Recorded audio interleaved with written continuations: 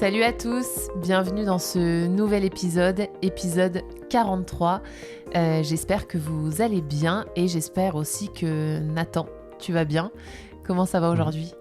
Je vais très bien. Je viens juste, tu vois, de finir de lire le journal français que j'ai acheté ce matin. Et les journalistes français sont très en colère. Tu sais pourquoi ? Je crois que je sais pourquoi. Est-ce que ça a un rapport avec un match de foot qui a eu lieu hier ? Ouais.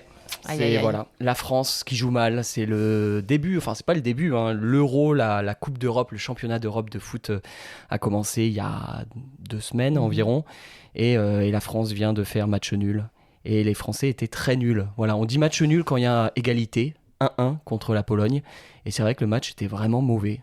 Ouais. Voilà. Donc je suis un peu en colère aussi. T'es en colère et puis les journalistes critiquent notre équipe et notre entraîneur, je crois. Voilà. C'est classique. pas nouveau. Ok. Sinon tout va bien. J'ai enfin rencontré mon neveu qui est né il y a maintenant 2 mois. Voilà, il est en pleine forme et donc je suis oncle. Exactement. Voilà. Ouais. Donc le neveu qui est le fils de ton frère. Voilà, qui s'appelle Côme. Côme comme le lac de Côme en Italie. Et la prononciation pas simple d'ailleurs entre Côme et Comme, si je veux dire comme Côme, c'est un peu c'est pas évident. On va dire que comme le like, c'est plus ouvert, la bouche est plus ouverte, et Côme, le prénom, la bouche est plus fermée, plus ronde. C'est parce que c'est un O avec un accent circonflexe. Tout à fait. Donc Côme, comme ça. Et toi, comment ça va ? Bah écoute, moi aussi ça va très très bien. Je ne vais pas parler de météo, mais l'été est là, donc évidemment je suis très contente. Vous le savez, c'est ma saison préférée. Et en plus, j'ai réussi l'examen du code. Tu ne l'avais pas encore dit dans le podcast ? Non, j'avais dit que je le passais. Mais j'avais pas dit que je l'avais réussi. T'as fait combien de fautes ? J'ai fait le maximum de fautes possibles. Donc 5 ? Ouais, c'est ça. Donc voilà. Mais bon, c'est passé sur le fil. Bravo. Mais je l'ai obtenu et je suis très contente. Alors, c'est peut-être un détail pour vous, mais pour moi, c'est le début d'une nouvelle aventure et donc des heures de conduite et de pratique qui vont arriver très bientôt. Combien de temps ça dure de prendre les leçons ? Moi, dans mon souvenir, je crois que j'avais dû faire 6 mois d'heures de conduite, une 30aine d'heures. Ouais, ça dépend en fait. Si tu fais ces 30 heures, tu peux les faire en 6 mois comme tu peux les faire en 2 mois. Ça dépend combien d'heures tu prends par semaine. Donc, on verra. Je vous tiendrai au courant de l'avancée de ce projet. C'est notamment une partie de ton programme de l'été. Exactement. On passe au sujet du jour, alors peut-être, qui va intéresser tout le monde, j'en suis persuadé. Ouais, un sujet qui est né de beaucoup de questions qu'on a reçues. Aujourd'hui, on va parler du français parlé. On va révéler un peu les secrets du français parlé, comment le comprendre et comment le pratiquer.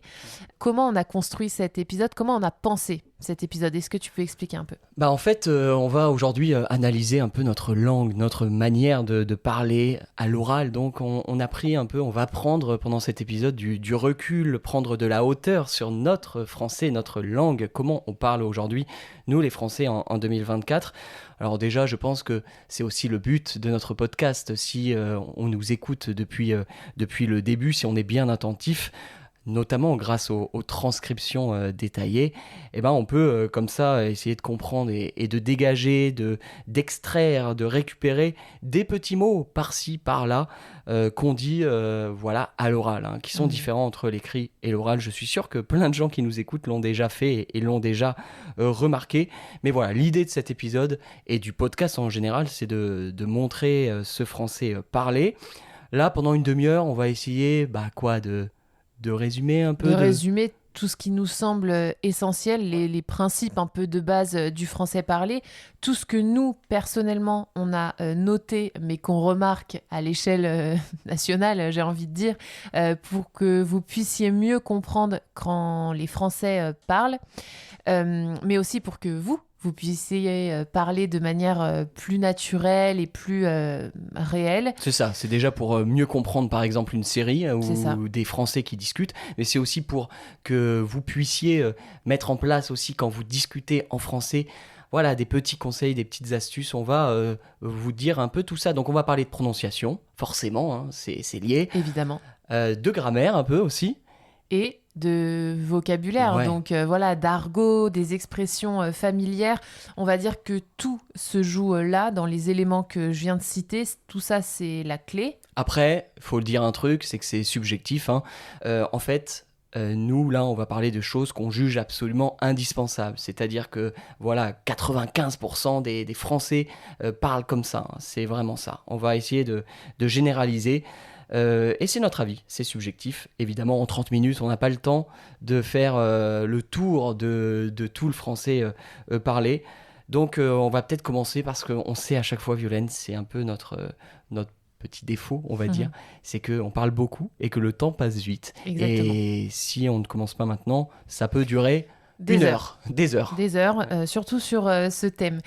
Donc on commence maintenant. Je te propose que chacun notre tour, l'un après l'autre, on se donne un peu nos conseils. Ok, Juste pour préciser, on va mélanger un petit peu tous nos conseils, tout ce qu'on a observé. Ça va du B1 un peu basique jusqu'à un niveau plus avancé. Voilà, c'est tout ce qu'on vous propose, tout ça, c'est un pêle-mêle, un échantillon de tout ce qu'on a vu, remarqué et de tout ce qui existe en 2024. c'est ça. Alors, on a pris des notes, on a noté quelques éléments. Est-ce que tu veux commencer? Tiens, je te laisse l'honneur. Merci, je vais commencer par quelque chose qui est hyper fréquent, que je sais que beaucoup d'étudiants savent, mais qu'ils n'utilisent pas, qu'ils ne mettent pas en pratique malheureusement. C'est quoi? C'est à quel point en français parlé, on ne dit pas nous. Ça, je pense que tu es d'accord avec moi. Je pense qu'à l'écrit, à l'oral, pardon, on le dit jamais. Quasi jamais. Nous, on va dire on Tout le temps. tout le temps. Tout le temps. Euh, On pour parler en fait de la société en général, mais même de nous deux, même par de deux exemple. personnes. Voilà, de deux Exactement. personnes, de trois personnes. Si on s'inclut dedans, on va dire tout le temps on. Mais c'est vraiment tout le temps. Ça concerne tous les milieux, toutes les professions. Le président de la République dit on à l'oral, hein. À l'exception peut-être quand on veut faire un discours même oral plus formel, très formel, on va dire nous, mais c'est 1%, hein. 99% du temps, c'est on. Ça, c'est évident. C'est bien de le rappeler parce que je pense que tout le monde est au courant, mais moi, j'entends mes étudiants encore, à mon goût, trop utiliser nous. C'est ça. Donc, Et comme tu dis, ça donne un côté un petit peu formel qui n'a pas forcément sa place en français parlé. Donc, même si vous le savez, n'oubliez pas de le mettre en pratique. Voilà Dans le podcast, nous, je pense que les gens l'ont remarqué, notamment ceux qui ont téléchargé la transcription qui est gratuite, hein, sur notre site. On l'utilise tout le temps. Tout le temps. Voilà. Très bien. Alors à moi, à mon Allez. tour. Moi, j'ai pensé à un autre. Pareil, c'est quand on commence une phrase comme ça au pluriel et qu'on veut dire ce sont. Par exemple, ce sont des gens qui font ça au pluriel. En fait, à l'oral, très honnêtement, hein, on dit rarement ce sont. Hier, je te dis ça parce que hier, j'ai regardé la télé, j'ai regardé donc un match de football et les commentateurs, qui sont des journalistes et qui veulent quand même parler d'une manière un peu plus, pas formelle, mais presque soutenue, en tout cas ça. faire des efforts sur la langue, ils ont dit « Oh, ce sont des joueurs ». Mais honnêtement, nous, à l'oral, avec nos amis, avec notre famille, les Français à l'oral, disent rarement « ce sont ». Et en fait, on va le mettre au singulier. Et on va dire « c'est ».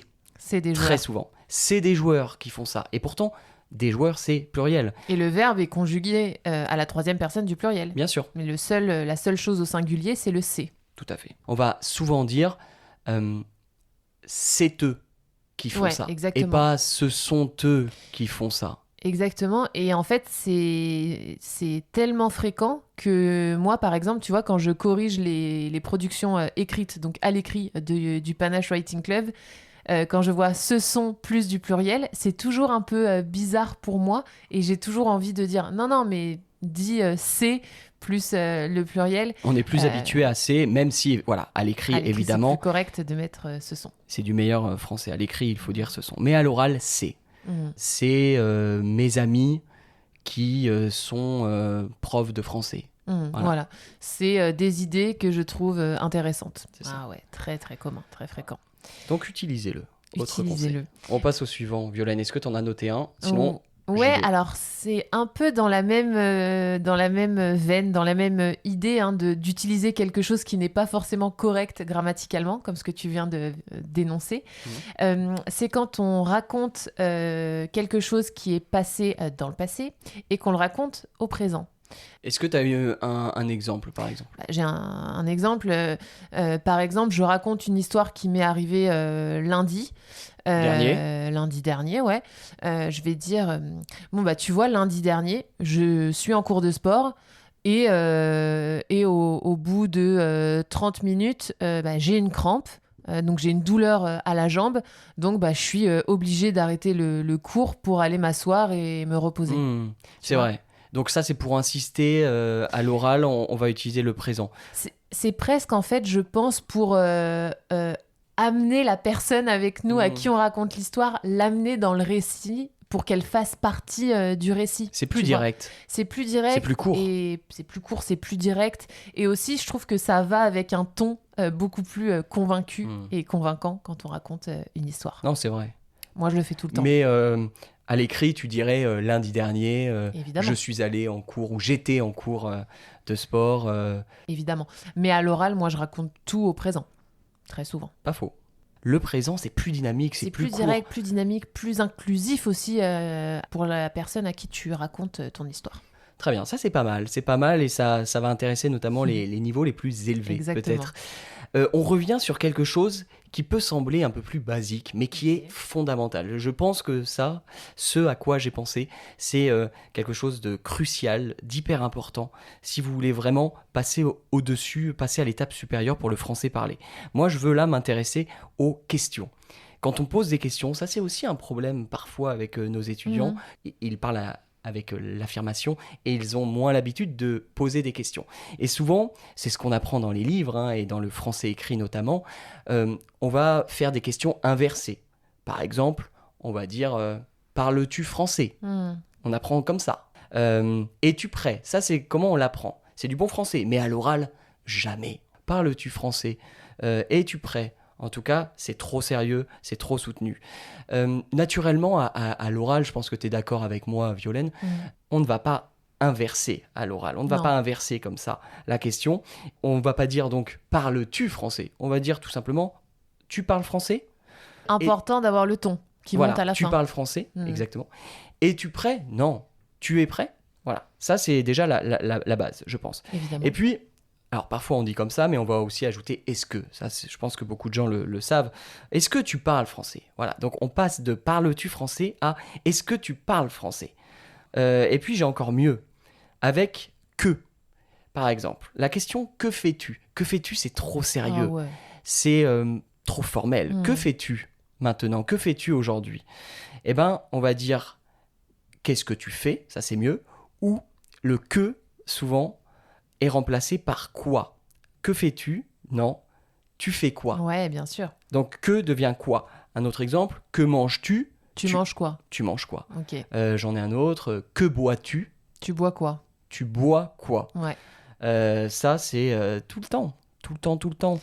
Et même, en fait, si vous le savez et que vous le comprenez, bah, en fait, essayez de l'utiliser et de formuler vos questions comme ça, parce que c'est vraiment hyper naturel.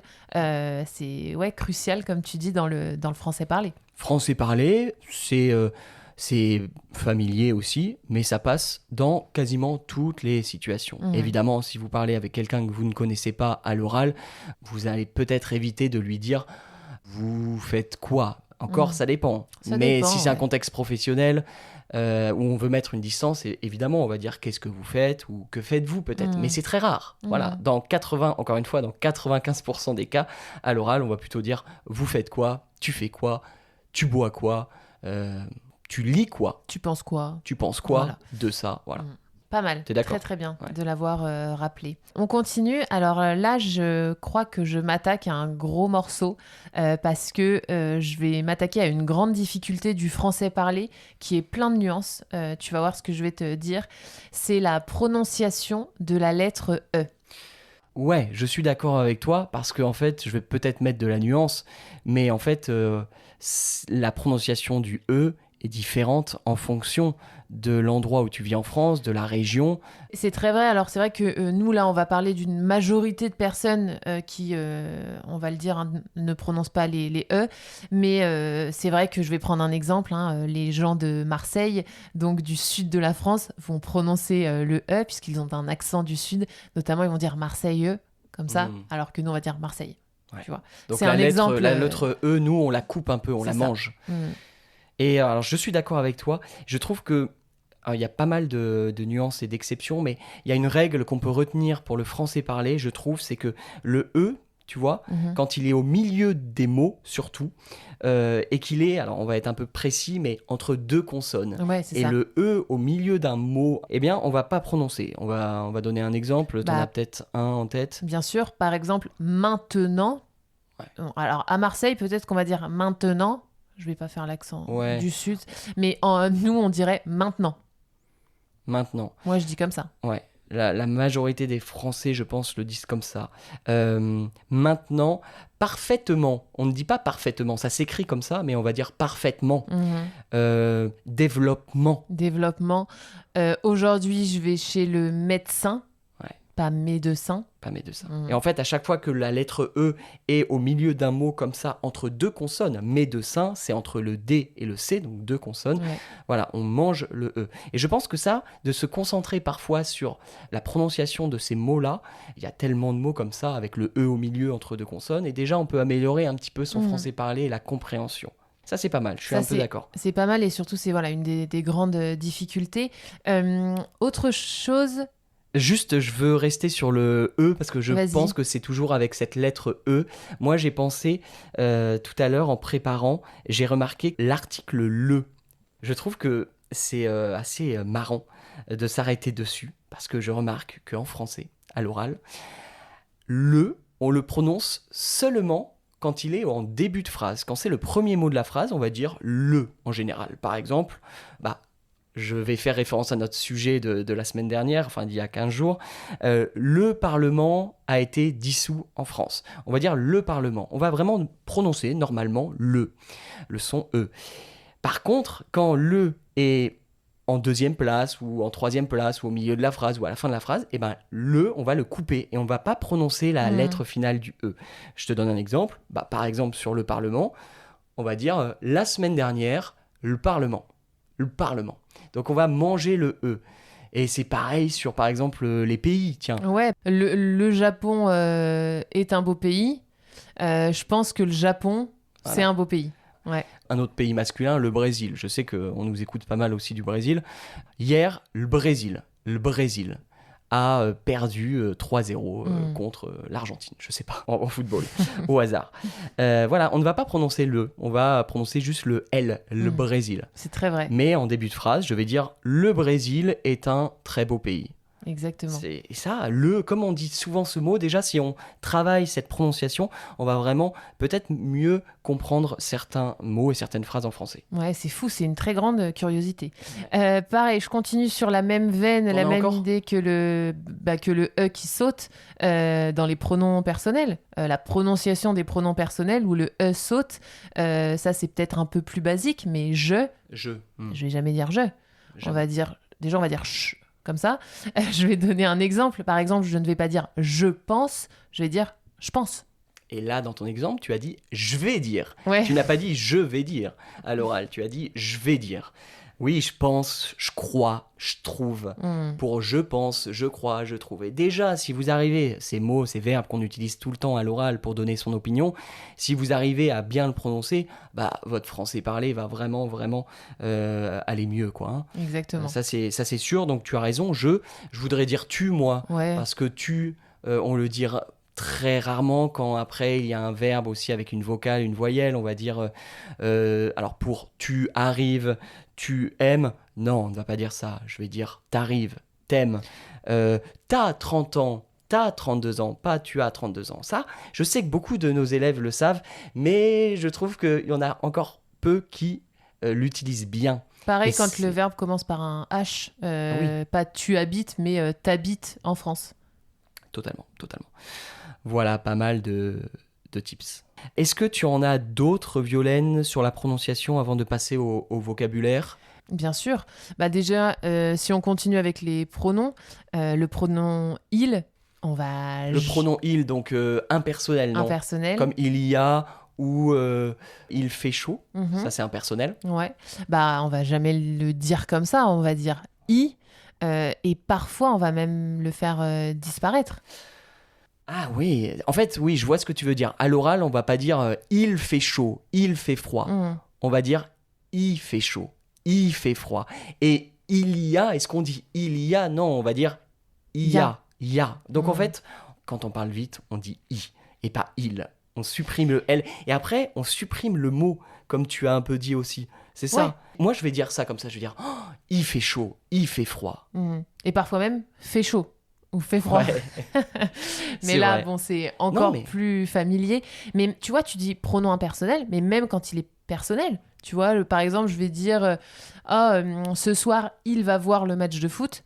Ce soir, il va voir le match de foot. Même Ouais. quand il est personnel, on va supprimer le elle et dire i. Parce qu'on parle vite. Hein. Ouais, ça c'est vrai. Je pense à un autre, parce que ça intéresse, je pense aussi nos étudiants qui ont un niveau B1, B2 et qui commencent, en tout cas qui ont étudié le subjonctif, la formule « il faut que Mhm. ».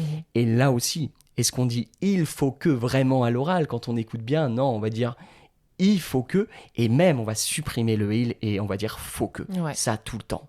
À l'oral, faut le qu'on temps. fasse ça. Faut qu'on aille à la plage cet été. Faut qu'on lise un livre. Après l'enregistrement du podcast, faut que je fasse le ménage, par exemple. Tout à fait. Donc ouais, non, c'est vrai. là, on économise beaucoup nos mots. On économise beaucoup nos mots. Toujours dans l'économie de mots, je viens d'y penser, le nœud. Mm. Suppression du nœud de la négation.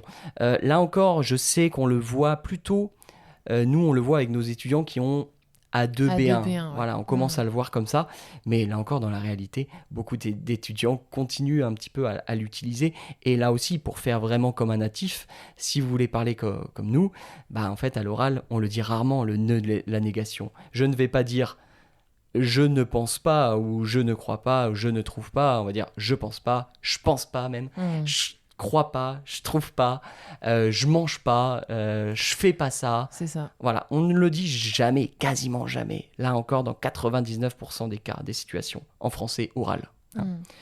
Je pense que maintenant, on a fait un peu le tour de cette prononciation qui est différente à l'oral, aussi de la grammaire. Bon, évidemment, il y a d'autres cas, mais je pense que si on sait déjà ça, on va un petit peu progresser. On vous donne quelques conseils. Quelques clés indispensables. Et intergénérationnel, voilà, tout ça. Quelque chose qui est majoritairement utilisé par la majorité des Français. Donc voilà pour T'as la raison. prononciation, la grammaire. Après, il y a autre chose qui est indispensable. Si on veut progresser vraiment en français parlé, on ne peut pas passer à côté du vocabulaire. Non. Hein. C'est nécessaire, c'est un autre axe de travail qui est hyper important. J'ai noté quelques petites choses, quelques petits trucs en vocabulaire. Pour moi, un des premiers éléments, c'est les tics de langage. Écoutez, il suffit de nous écouter, nous, pour voir à quel point on en a.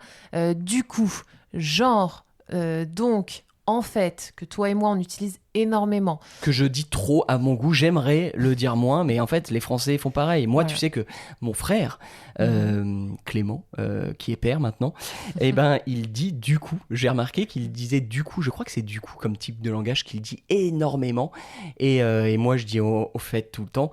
Les Français parlent comme ça. Donc déjà, si on veut améliorer, il faut travailler ces tics de langage. Il faut les mémoriser et puis essayer de les utiliser aussi à l'oral. Hein. Je sais que c'est pas toujours facile, mais voilà, essayez de les utiliser et de les mettre en pratique. Toi aussi, t'en dis pas mal. J'en dis pas mal, alors je me calme un petit peu dans le podcast, mais moi, j'utilise énormément genre. Qui est donc l'équivalent de like. T'es pas la seule. Tout le temps. Pas la seule. Voilà, on a consacré un épisode du podcast sur l'éthique de langage, donc évidemment, allez l'écouter comme ça sera intéressant pour vous, je pense. Le vocabulaire, donc tu as dit l'éthique des langages. Moi, je crois aussi que, en fait, à l'oral, nos mots, notre vocabulaire change, on modifie nos mots. On adore faire ça parce qu'on est un peu feignant et que en français, quand on parle, on veut aller vite, on est fatigué presque de parler, on a la flemme. Et je crois qu'aussi, on a tellement de choses à dire, tellement envie de parler parfois, qu'on a envie d'aller plus vite pour pouvoir tout dire en un temps minimum. Et je vais te donner mon avis, je trouve aussi que il y a des mots français qui sont très longs, trop longs, et on veut un peu les raccourcir, les couper. Donc, il y a plein de mots en français, peut-être une centaine en fait, qu'on raccourcit naturellement à l'oral. À l'écrit, on va dire un examen, ou sur un ton même à l'oral, mais sur un ton plus formel, plus soutenu, on va dire un examen. À l'oral, l'examen, un examen. L'exposition, non, on va dire une expo. Oh, je vais voir une expo cet après-midi à Paris. Après-midi, non. Après-midi, ça aussi c'est très naturel. Et peut-être qu'après l'expo, j'irai prendre un apéro. Un apéro, bien sûr. Donc un apéritif. Moi, je le dis pas mal, toi aussi, dans le podcast perso, pour personnellement. Toujours. Voilà, donc on raccourcit et on garde que la première partie du mot. Pour personnellement, mais aussi pour personnel. Personnel. En fait, c'est perso qu'on va utiliser pour personnellement et aussi personnel. Ouais, c'est personnel. C'est mon avis perso. C'est mon avis perso. J'ai pensé à un mot parce qu'en fait, j'ai eu mon père hier au téléphone et mon père est médecin, il travaille à l'hôpital. Et en fait, il me dit jamais je vais à l'hôpital cet après-midi. Non, il dit je vais à l'hosto. Donc l'hôpital là devient l'hosto. À l'oral, on dit toujours hosto. Et là, on raccourcit mais on modifie même, on ajoute un O à la fin. Exactement. Je pense aussi les fascistes. On dit les fascistes, mais à l'oral, on va dire les fachos. Ouais, on va tout le temps le dire même. Facho plutôt fasciste. Ouais. Est-ce que t'en as d'autres ? Si on reste dans la politique, les écolos au lieu des écologistes. Ouais. C'est vrai. Ados au lieu d'adolescents. Classique. Un peu politique encore, qui intéresse nos amis qui apprennent le français et qui s'intéressent à la France, la manifestation. Est-ce qu'on dit je vais à une manifestation ou il y a des manifestations ? À l'oral, non. Les journalistes, oui, mais à l'oral, non. Nous, on va dire la manif. Il y a des manifs en ce moment à Paris. Ou je vais à une manif.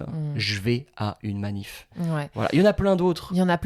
Là, je pense aussi encore un peu à la politique. Pour dire la communication, je sais pas, de Macron, par exemple, après les élections. La com. La com de Macron bonne ou mauvaise, voilà, ça dépend de l'avis des gens. L'opinion. C'est vrai qu'on dit beaucoup cette phrase « Oh, il ou elle fait de la com », de la communication, mais on va dire « fait de la », on mange le E de « de » et « fait de la com ». Ça, c'est une phrase très, très entendue dans les bouches des Français. Et un petit dernier, parce que je l'aime bien, cata au lieu de catastrophe. Moi, je le dis tout le temps. C'est vrai. Par exemple, les élections européennes, c'était une cata pour Emmanuel Macron. Ouais, c'était une catastrophe. Il a perdu. Donc on a dit manif. Conf, sympa aussi pour une conférence. Ouais. Oh, il y a une conf sur la guerre, ou il y a une conf sur le débarquement, tiens, en Normandie. Donc c'est une conférence. Mon amie Madeleine, qui travaille à Toulouse, elle me dit tout le temps j'étais à une conf. Elle va me dire j'étais à une conférence. Donc ça aussi, travailler un peu ce qu'on appelle les abréviations, les raccourcis, parce qu'il y en a des centaines et des centaines. En plus, on en invente un peu tous les ans, j'ai l'impression. Donc, on a vu, Violaine, les abréviations, on a vu les tics de langage pour le vocabulaire. Il y a autre chose, évidemment. Ouais, inévitable, indispensable. Je crois qu'on fait référence tous les deux à la même chose, à l'argot et à toutes les expressions familières qui enrichissent notre langue française. Tout ça, c'est des choses qu'on voit surtout dans les séries, dans les vidéos YouTube. C'est des choses qu'on ne voit pas toujours dans les livres, même si ça... Rarement, même si ça change un peu, je trouve. Mais en fait, c'est ça, les expressions familières, l'argot, c'est ce registre qui domine. C'est ce qui revient toujours à l'oral. Et moi, je trouve que, en tant que professeur, que les profs en général sous-estiment, même si ça change un peu, mais je trouve qu'on ne le voit pas assez. Parce qu'il y a encore cette image un petit peu peut-être de mauvais français. Oh, les expressions familières, c'est pas vulgaire, mais c'est quand même pas du très bon français. Alors que c'est du français oral et c'est du français. Donc forcément, c'est dans la langue. Et surtout, c'est le français de la vraie vie. Tu as parlé des séries, mais donc si tu vas au café tout à l'heure, au restaurant avec les Français qui parlent, qui discutent entre eux, ils utilisent dans chaque phrase peut-être, ou toutes les 2 phrases, un mot en argot ou une expression Et familière. c'est ça. Et en fait, ne pas connaître l'argot et les expressions familières, c'est un peu comme ignorer toute une partie de la culture française et du vrai français. Donc, Ouais. évidemment qu'il faut le travailler en cours et évidemment qu'il faut les connaître quand on est un étudiant de français. Par exemple, on peut donner quelques mots qu'on a notés, qui reviennent souvent, que nous, on dit souvent, en fait, dans le podcast ou dans la vraie vie. Et ça, déjà, si on apprend ces quelques mots, c'est un bon début. C'est un petit début. Mais c'est pour surtout vous montrer qu'il y a une grande différence entre le niveau familier et le niveau courant. Tu veux nous en donner ou je commence ? Vas-y. Alors, moi, c'est un que j'aime beaucoup. C'est au lieu de dire fais attention en traversant la route, par exemple, Fais attention en traversant la route, ok. je vais dire, on va dire fais gaffe. Faire gaffe au lieu de faire attention. On le dit rarement finalement à l'oral, fais attention, si on le dit, bien sûr, mais C'est vrai qu'on va souvent dire fais gaffe. en tout cas quand nous. même. Ouais. Un autre ou j'y vais? Vas-y. Ok. J'ai pensé au mot démodé. Démodé, ouais, c'est bien, c'est Ouais. écrit, mais non, à l'oral, on va dire, oh, c'est ringard. C'est ringard. C'est ringard, t'es d'accord? Ah, j'adore. Ringard. Ringard. Pareil, fatigué, par exemple. Est-ce qu'on dit vraiment, je suis fatigué? Oui, Non. on le dit, mais c'est trop, c'est presque un peu mou, c'est Mhm. presque faible. Et bon, moi, honnêtement, je dis pas, je suis fatigué, je vais dire, je suis crevé, je suis claqué, qui est plus familier. Je suis mort. Je suis Morte mort aussi, ou je suis morte au Mhm. féminin. Je suis claqué, je suis crevé, je suis mort. Et en fait, voilà, c'est ça qui fait la différence un peu quand on regarde des séries. C'est que c'est rare que les gens disent je suis fatigué. C'est trop neutre. Mais en Voilà. fait, je trouve même que l'argot vient ajouter de l'intensité à ce qu'on exprime. Tu vois, comme tu dis, je Ouais. suis fatiguée, c'est un peu voilà neutre, alors que je suis crevée, je suis morte, je suis épuisée, ça vient voilà ajouter de l'intensité et Ouais. c'est cool, je trouve. Voilà. Et un autre verbe qu'on apprend trop, je pense, dans les livres, c'est le verbe rire. Mm. Est-ce qu'on dit je ris? Ah oui, on le dit, c'est vrai. De toute façon, en français, c'est important de varier, Mm. hein, toujours à l'oral. Mais on dit rigoler, hein, Ou se marrer. se marrer. Ouais. Oh, je me suis marré, ou je me marre bien, ou je rigole pour Mm. je ris. Voilà. Bon, là, je pense qu'on a fait une petite liste. Ouais, puis un essentiel, même si je sais que les étudiants peut-être le connaissent, mais travailler, wow, bof. On va dire je bosse, je taffe. Je trouve que c'est pareil, c'est plus intensif. Comment faire, Violaine, alors, pour s'améliorer? C'est quand même la grande question. Comment on peut faire pour s'améliorer en français parlé? Parce que là, on a donné 4-5 Ouais, mots c'est de ça. vocabulaire. C'est un tout petit début, mais il y en a évidemment des centaines. Bah. Qu'est-ce qu'on pourrait conseiller? Qu'est-ce que t'en penses? Bon, déjà, premier conseil, continuez d'écouter le podcast, de nous écouter, puisque on essaye d'en placer énormément. C'est quelque chose voilà, qu'on essaye de faire. On fait gaffe à ça, justement. Évidemment, l'autre conseil, c'est de consommer du contenu en français parlé, regarder des séries, regarder des vidéos YouTube. Je pense Ouais. que ça, c'est pas mal. Ouais, ça c'est pas mal, mais de mettre les sous-titres, hein, toujours. Et essayer peut-être de se concentrer sur ces mots-là, sur la prononciation. Et puis avec les sous-titres, on peut voir les expressions familières, les mots en argot. Écoutez attentivement. C'est vrai que chacun a ses stratégies et je pense aussi que nos étudiants et les personnes qui nous écoutent ont leur propre Oui, oui, bien stratégie, sûr. tu vois. Mais moi, par exemple, ce que je ferais, parce que je sais que la grande difficulté du français parlé, c'est notamment cet argot et ces expressions familières, c'est peut-être de prendre un petit cahier, prendre un petit carnet, et puis de noter à chaque fois ces phrases-là. Les mots qui reviennent le plus souvent. Et puis, c'est vrai que nous, Violaine, on le travaille avec nos étudiants. Je peux prendre l'exemple de Ben, hein, qui nous écoute et qui vit à Seattle, aux États-Unis. Et lui, avec lui, hein, qui a un niveau élevé, avancé C1 environ, il veut travailler avec moi uniquement les expressions familières. Et donc, on est concentré, on se concentre sur ça. Et voilà, chaque semaine, on travaille une dizaine d'expressions familières. Et petit à petit, comme ça, il progresse pas mal. Et oui, tu l'as dit, il faut peut-être réduire je sais pas, de regarder le JT, le journal Voilà. télévisé de 20h ou de 13h, parce que là, il y a peu d'argot, il y a peu d'expressions familières, et à la place, écoutez, regardez des émissions de télé ou radio qui sont plus directes, qui sont plus cash, tu vois. C'est ça. C'est ça. Ouais, donc consommer un maximum de contenu en français parlé. Et, On a une reco on a pour une ça. petite reco, évidemment. Pour bosser votre français parlé, et ben, nous, on a envie de vous recommander une série française qui est disponible sur Netflix et qui est parfaite pour ça. Ça s'appelle En place et c'est sorti en 2023, l'année Ouais. dernière, il me semble. Il y a quasiment un an. Mhm, Ouais. mhm. Est-ce que tu peux nous raconter un peu l'histoire ? Alors, résumé très rapide pour ne pas dévoiler la suite, en tout cas la fin de cette histoire. Bah, en fait, l'idée générale, l'histoire, c'est un jeune qui a enfin, jeune, qui a quel âge, environ une trentaine d'années. Ouais, 35 ans, je pense. 35 ans, quelque chose comme ça, et qui travaille dans la banlieue à côté de Paris, en France, et il travaille dans le social, on va dire, je sais pas, je crois qu'il est éducateur, C'est ça. et donc il est plutôt loin de la politique, c'est un idéaliste, hein, même humainement, j'ai ce souvenir-là, et pour une raison que je ne vais pas dévoiler, il va se retrouver au second tour de l'élection présidentielle en France. Il va arriver au second tour de l'élection présidentielle. Sa particularité aussi, c'est qu'il est noir. Mhm. Et donc la question qu'on se pose, c'est à la fin un peu de cette série, c'est est-ce que la France est prête à élire, à choisir comme président une personne noire. Voilà, nous, on n'est pas aux États-Unis ici, on est en France et ça n'est jamais arrivé. Et donc, alors, c'est pas forcément pour cette raison qu'on vous la recommande, mais c'est pour. Même si, dans le contexte actuel politique, voilà, Oui. c'est une série qui peut être très intéressante à regarder. Mais c'est surtout pour la langue. Hein. Ouais, c'est surtout pour la langue. C'est une série où il y a énormément d'argot, de vocabulaire familier, de verlan.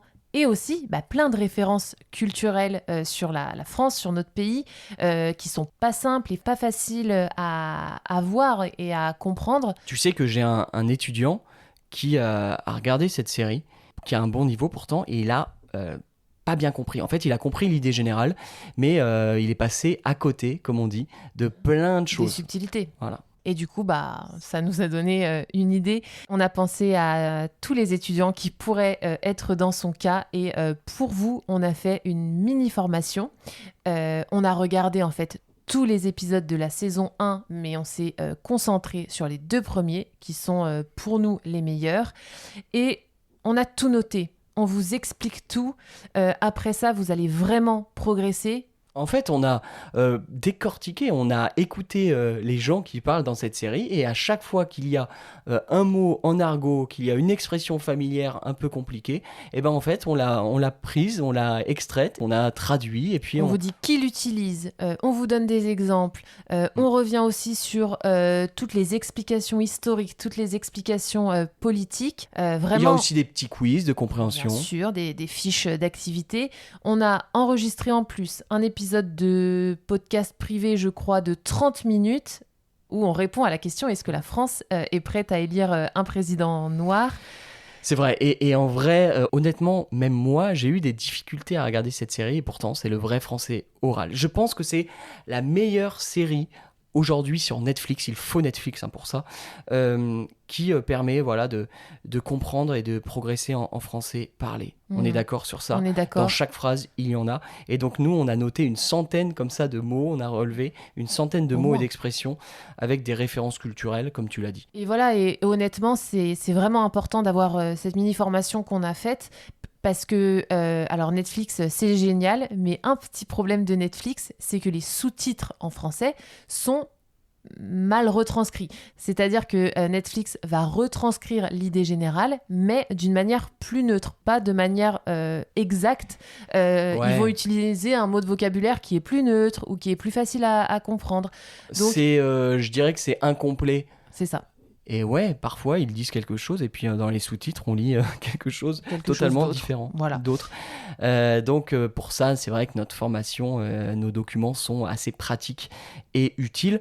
Ce qui est important de noter, c'est que là c'est la première saison et qu'en fait il y a une deuxième saison qui va sortir cet automne. Alors j'ai regardé les dates, on ne sait pas encore exactement quand, mais ce sera en octobre ou en novembre. Enfin bref, ce sera pendant l'automne. Donc c'est pas mal, c'est cool de pouvoir regarder la première saison avec nos documents. Bien sûr. Et puis ensuite regarder la deuxième saison. Ça, c'est comme ça, on a le programme, voilà, pour les prochains mois. Si vous voulez vraiment vous focaliser sur le français parlé dans les prochains mois, on vous conseille de rester sur cette série-là qui s'appelle, on répète le nom, En place. Et si vous regardez donc ces 2 saisons là pendant ces 6 mois, plus notre épisode de podcast privé, là vous serez les rois du français parlé. Voilà, moi c'est comme ça que je travaillerai en fait, j'étudierai pour progresser à l'oral. Ouais, écoute, je suis totalement d'accord avec toi. Je pense que voilà, c'est quelque chose qui vous aidera à vous débloquer et à être plus à l'aise, plus tranquille. Et tout est disponible sur notre site internet, donc frenchwithpanache.com. On va mettre toutes les infos dans la description de cet épisode, parce que notre objectif, on vous le répète, on veut vraiment, ça nous tient à cœur, on veut vraiment que vous soyez plus à l'aise, plus tranquille, et puis que vous puissiez enfin débloquer un peu tout ça, quoi. Je sais que c'est un blocage pour plein de nos étudiants. C'est un énorme blocage, mais on est là pour vous aider. On se retrouve dans 15 jours. À la prochaine.